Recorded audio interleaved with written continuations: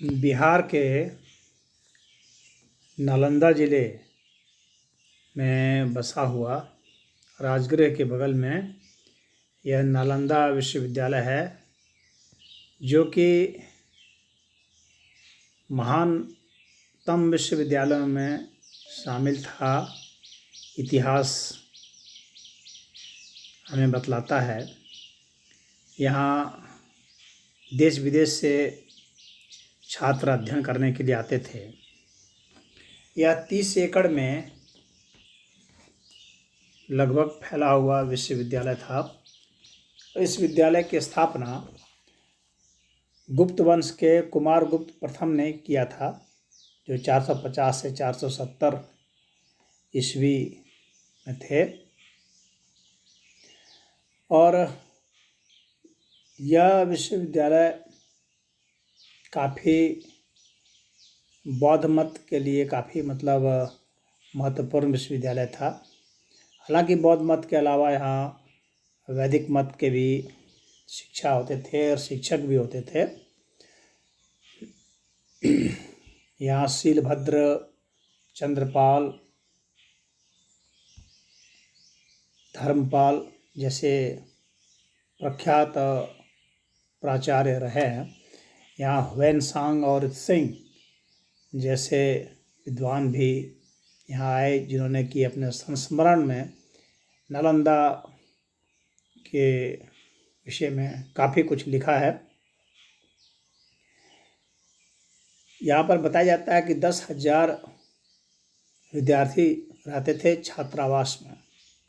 इतने बड़े छात्रावास की व्यवस्था थी और आर्थिक सहयोग राजाओं के द्वारा और अन्यों के द्वारा भी होता था। आम जनता के द्वारा भी सहयोग होता था। यहाँ महायान और हीनयान मत के, बौद्ध मत के थे। इसके अलावा वैदिक मत के भी यहाँ उपस्थित थे। बख्तियार खिलजी ने इसका अंत किया, नाश किया था। बख्तियार खिलजी ने लगभग 1200 AD में यानी ईस्वी में इस पर हमला किया था। और जैसे कि होता है कि इस्लामिक आक्रांता जो हैं उन्हें बहुत वैर होता है शिक्षण, विज्ञान, ज्ञान ध्यान से, तो उन्होंने इसको जला दिया था पूरा। और उस समय इसका प्रतिरोध तो कुछ ब्राह्मणों ने किया था, काफ़ी ब्राह्मण मारे गए थे। और जो बुद्धिस्ट मॉन्क थे वे तो भाग गए थे यहाँ से। तो ये बड़ी अजीबोगरीब बात है कि बौद्धों का विश्वविद्यालय था और बौद्ध ही प्रतिकार नहीं किए, भाग गए।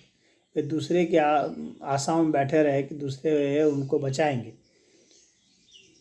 और भगवान बुद्ध की मूर्ति को ऊपर से लेप लगा करके